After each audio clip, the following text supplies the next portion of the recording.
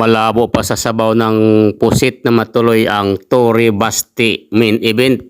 May kondisyon na si Basti ito mga idol. Pakinggan niya yung kanyang mabigat na kondisyon para labanan niya si General Tory.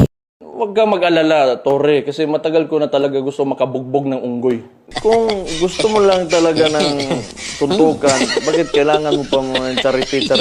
Why do you need kailangan mo pang gamitin yung nangyayari ngayon na baha dyan sa Metro Manila? Alibay ba o naduwag si Mayor?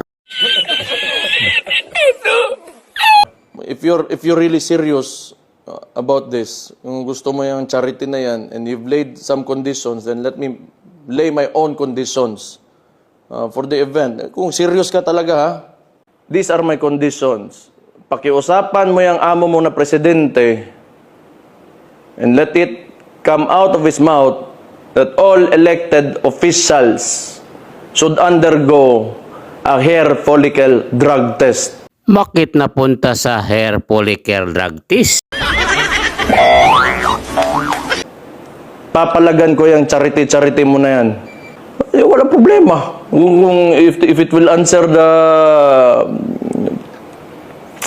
issues nitong bansa natin, I can do that. Ano ang masasabi nyo mga idol? Kaya pala malakas maghamonan tong dalawa. May ibubuga rin pala si General Tory mga idol. Tingnan lang natin kung sinong magaling kombinasyon sa suntok. General Tory, galing din, no? Sa 1-2 punch, 2, galing din. Delikado si Polong, si Basti. Si Basti naman, ito may parang patas-patas lang talaga yung kanilang mga kombinasyon. Gandang laban to pag natuloy, pero dapat huwag nyo nang ituloy kasi nakakahiya. Pag tumuloy kayo, parehas kayong lingkod bayan.